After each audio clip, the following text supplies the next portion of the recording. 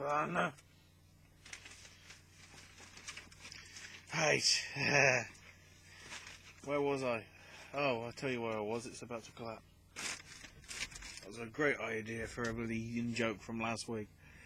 So, it's actually good that I waited to talk about this one, because this was going to be the thing last week, but I hadn't done my research on it, so partly my fault. But then stuff came out to help my cause over the past few weeks, which is like, well, we've got more content to make. So, yeah, this is the game that, well, to be honest, it's more than 2.5, 3 years in the making, because Remedy Entertainment, I think that's the name of Remedy Entertainment, the guys behind the Rockstar Picked Up franchise of Max Payne. Obviously they did the first two, and then Rockstar did the third one. And after Alan Wake, and Alan Wake's and American Nightmare, they were always teasing something to come next, as soon as like 2011, 2012. And it was only until the weird idiot Don Matrick and his Xbox One media briefing that killed his career, possibly, in Xbox. And Microsoft's chances of actually going down well in terms of this console generation. Showcasing off a brand new game, very interesting, very sci-fi, which, if you've looked at Max Payne in terms of the bullet time stuff, and Alan Wake with the very sort of creepy, sort of horror stuff, sci-fi is clearly their sort of game that they can do. So when Quantum Break was announced back in May of 2013, people were excited. Especially because they were pretty much saying that the game will be coming out somewhere around the time of the launch. This was a big factor because they were introducing it as the way the Xbox One was originally intended, which was, it's going to be your entire media universe thing, which to some extent it is, but the whole, it's going to plug into your TV and it's always going to be online and everything, irks some people.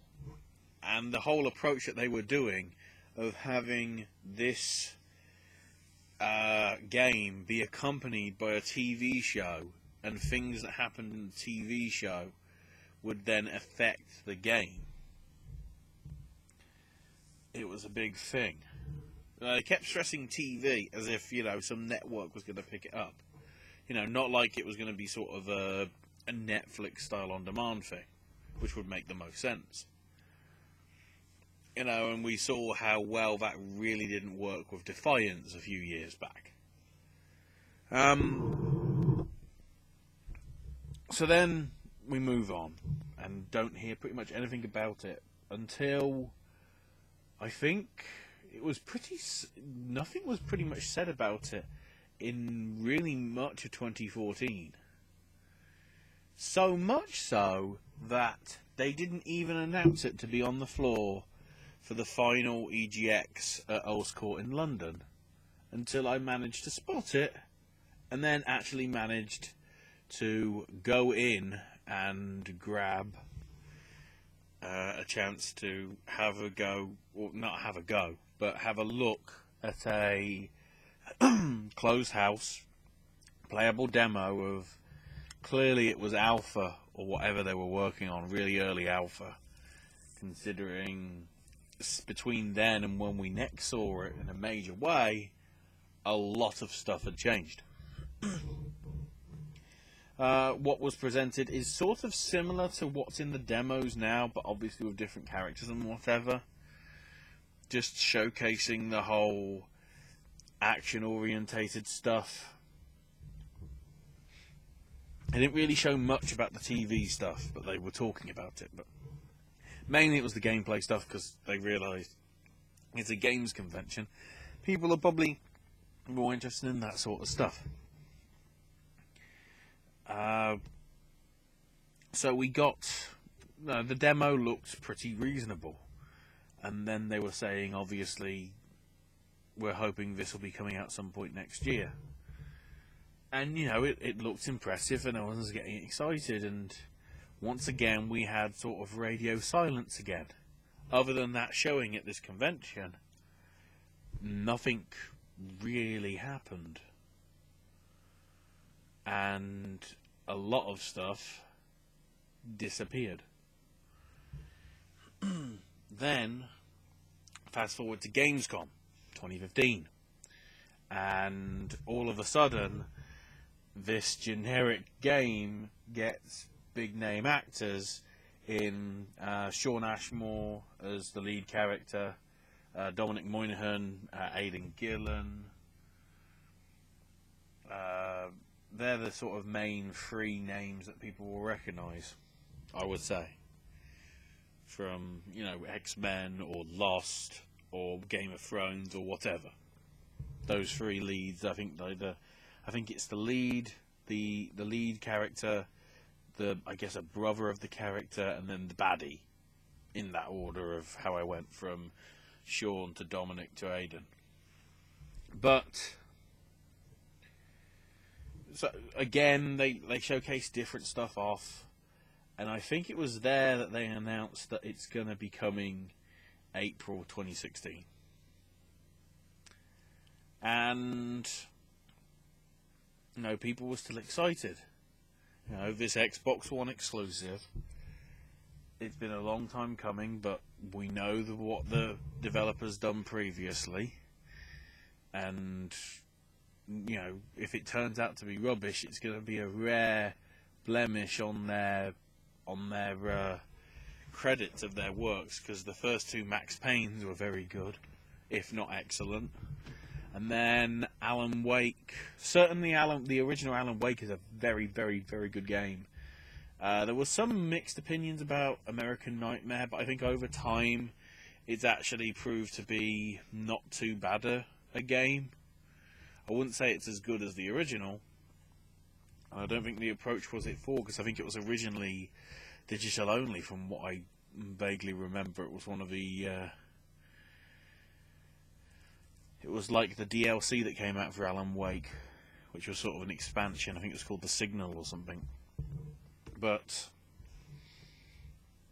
you know, it was good reception. So if it's going to go wrong, it's going to be a sort of a big problem in terms of Remedy, which is sort of not good. And then, possibly out of their control, things started happening. Now, from E3 last year, they were talking about, as much as possible, about Xbox One games being now integrated into Windows 10, leaving a lot of people to go. So that's the possibility then that all these games that are on Xbox One are going to be on PC. And of course Xbox said, oh no, that's not the case, that won't be happening. And then literally, I think a day or so later, coming out and announcing that the Gears of War Ultimate Edition would be coming, you know, the HDified Xbox One version would be coming to PC. I don't even know if it has come out yet. I know the Xbox One version's been out for about 5-6 months, but in terms of the PC version, I wouldn't know, which is one of the big things which I'll get to. So, roll the way round to, I think it was pretty much at the start of last month, start of February.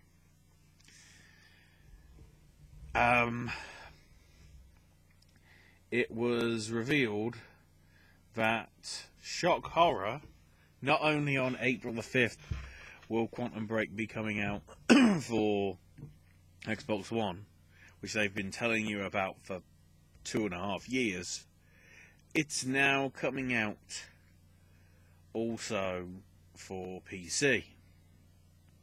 And this irked a lot of people. I would say incorrectly, people saying, well, if I'd have done this, I wouldn't have bought the Xbox One version, I'd have got the PC version. Which I don't think really makes sense in terms of how much you'd probably have to spend on getting a rig to run it stable, considering the graphical quality that they're doing. There's no guarantee on what the graphical quality will be on the console anyway, but either way,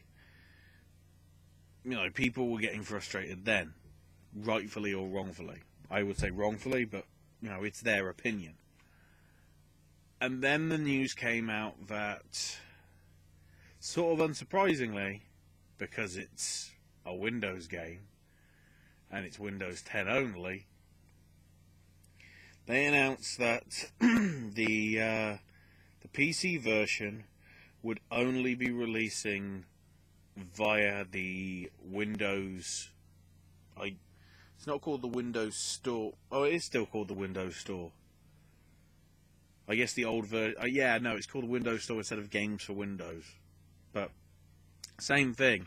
It's only going to be available on their service. It's not going to be released on Steam or anything, because it only can be done on Windows 10. Unlike with Rise of the Tomb Raider, which can be played on Windows 7 or 8 or whatever, it doesn't just have to be played on Windows 10. But people have noted since it came out on PC that those people that did buy it through the Windows Store are having a lot of problems with a lot of things compared to those that bought it through Steam, such as apparently full screen mode actually being windowed mode, but just for the entire capacity of the screen, so it's not actually full screen. Then you've got issues of connectivity, because for content to work with Windows Store and games on Windows Store that you're playing, you have to be always online. And for people that don't have access to online services 24/7, 365, that's going to be a bit of an issue. And it turns out it's going to be affecting Quantum Break as well, because they announced last week that the cutscenes that are part of the TV series are so big that they can't fit them onto one Xbox One disc. So, all those TV episodes will only be available via direct online streaming. You can't download them and make your decisions offline. Apparently that's too simple. Despite the fact that, you could do a second disc. I don't think many people would complain about having multiple discs. I mean, didn't Halo 4 have 2 discs? But people still bought the hell out of it because it's Halo. And with the PC, surely there's just a way that people can download it anyway and still have stuff within the system for it to work out, right, you chose this on this little episode of the TV miniseries, so this will affect it in that way, sort of deal. It still looks impressive, don't get me wrong. I am excited by what Quantum Break has to bring to the table, but all these little PR things that aren't helping its cause are just causing the little chinks in the armour to make people now brace themselves for something which isn't going to be as good as they hoped. I don't know whether that's the right approach to be doing.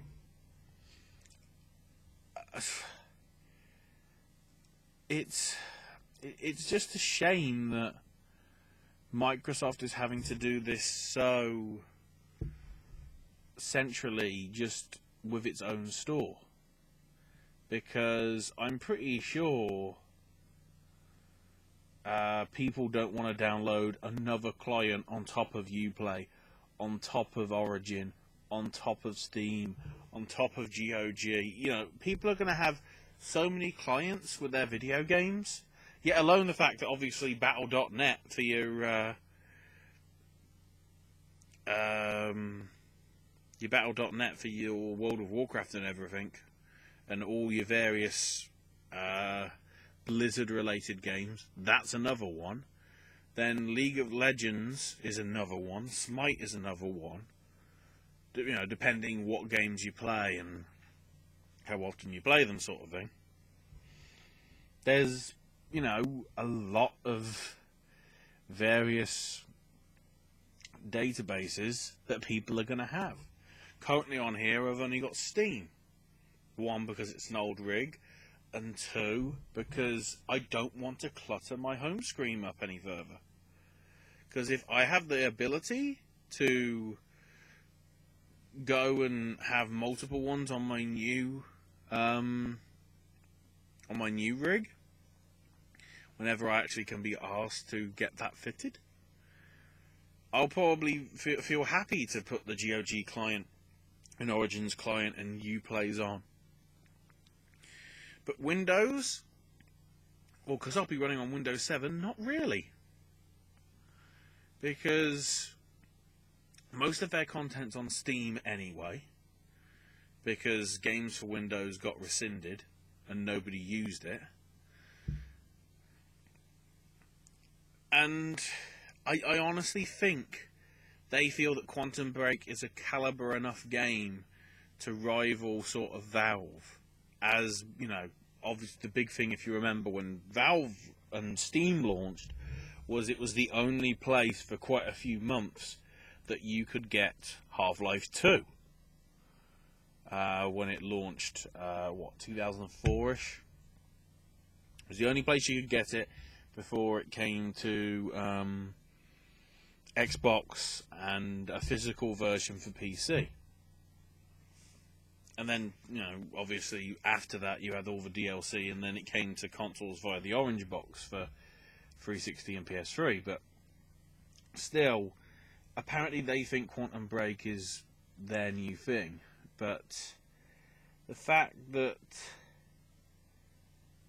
people are having issues with Rise of the Tomb Raider, which admittedly probably wasn't originally developed to be a Windows 10 game, although I guess it was slated for a PC release.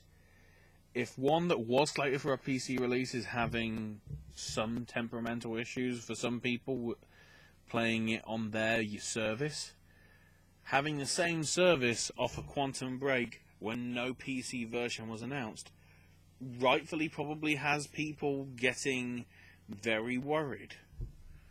I guess the only positive thing is most people probably haven't pre-ordered the PC version, and they've pre-ordered the Xbox One version. They shouldn't have pre-ordered in the first place, but I would honestly say that even if there is graphical flaws and everything on the console version, because there probably will be, because it won't be able to run like a high-end PC would, that, as it stands, that could be the better version.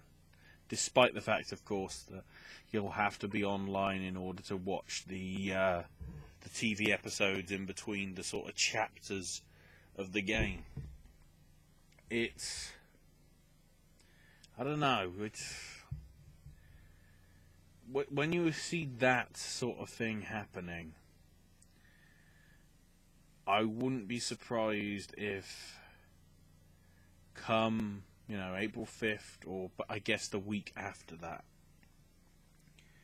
a lot of people, I'm not even saying that people will be complaining about the Xbox One version, I'm just saying the PC version, if it hasn't been dealt with correctly, a lot of people will be saying, if you knew it wasn't going to be that good on the platform anyway, why announce it in the first place? And this could really hurt the whole thing that they're trying to do of having Xbox One and PC, well, Xbox One and Windows 10 integrate together. This is the first sort of real big test. Admittedly, it sort of happened already with Tomb Raider, but that wasn't a simultaneous release. That was a couple of months difference. This is same day it's coming out PC than it is on Xbox. If Microsoft gets it right, we might be seeing it on a more regular basis. If we get it wrong, all this thing about Windows is focused on, Microsoft is focused on PC gaming, might just get thrown out the window. It would be bad, but considering how practically most Microsoft exclusives over the past 5 years haven't even gone to PC, is it that much of an issue? I don't know. If you want to give your thoughts on it, go in the comments below. Let's discuss this. Are you excited for this game? Are you worried because of all the bits of news that have come out over the past few weeks that the PC, if you are interested in the PC version, has that interest gone down or actually up, surprisingly, despite all these bits that are coming out? I'd really like to see. I want to get this comment stuff a bit more active. So yes, thank you for watching. Also, I've just realised that mid-May is now all of a sudden going to be a crazy ass month. Originally it was going to be crazy because you had only a few days difference between Dark Souls 3 and Uncharted. Turns out it's now Uncharted and Doom. Yeah. Thank God my birthday's in May, because I think I'm going to get some early birthday presents. Oh wait, I probably won't have a PC rig that's powerful enough to power Doom, and I don't have a PS4. Yeah, I didn't think this through.